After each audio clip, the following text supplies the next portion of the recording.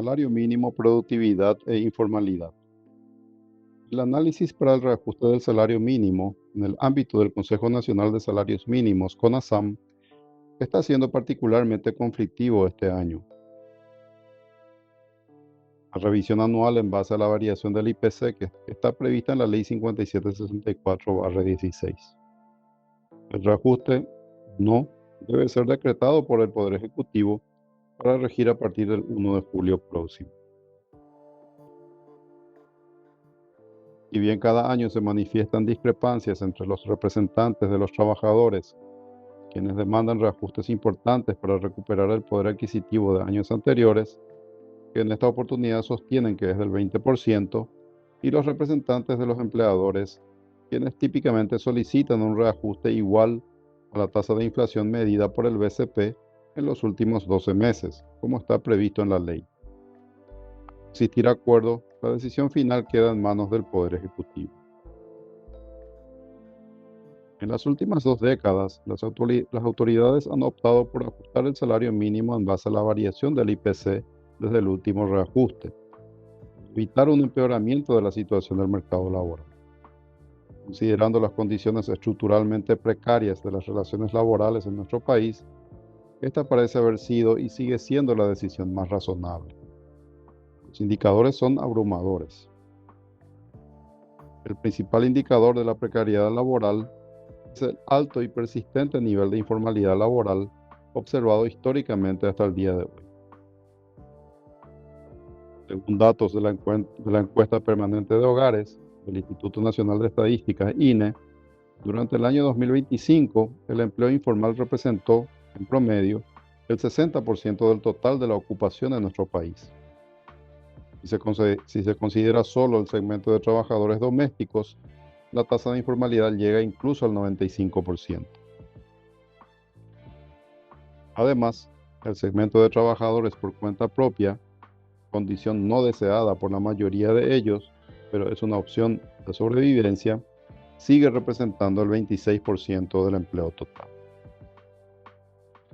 Por otro lado, los principales empleadores son empresas absolutamente precarias. El 73,5% de los trabajadores están empleados en microempresas de entre 1 y 10 trabajadores, que incluye a los trabajadores por cuenta propia, con escaso capital y niveles de tecnología de muy baja productividad, lo cual limita la capacidad de remunerar a sus trabajadores e incluso de cumplir con las demás exigencias del Código Laboral vigente.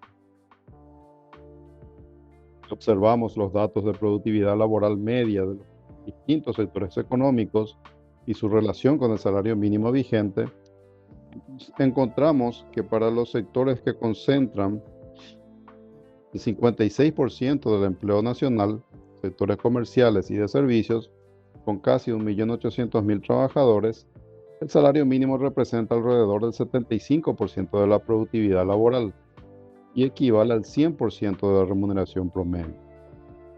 Precisamente, en estos sectores también prevalecen las micro y pequeñas empresas y se observan los más altos niveles de informalidad e incumplimiento del salario mínimo y de otras regulaciones laborales.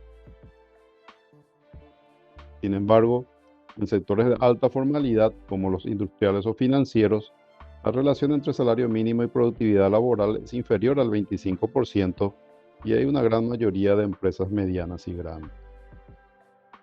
En consecuencia, más del 36% de los trabajadores asalariados no agropecuarios, 665.000 personas, no alcanzan siquiera a percibir aún una remuneración mensual equivalente al salario mínimo legal vigente.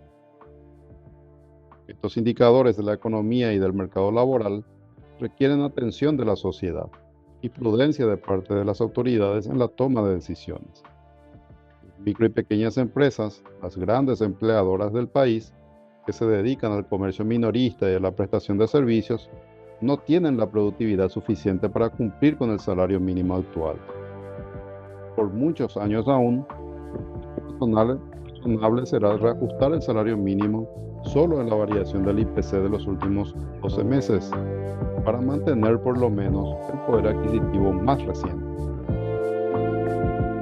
Mejorar los salarios, prioridad absoluta es implementar políticas públicas para aumentar la productividad de las micro y pequeñas empresas y programas focalizados de capacitación laboral.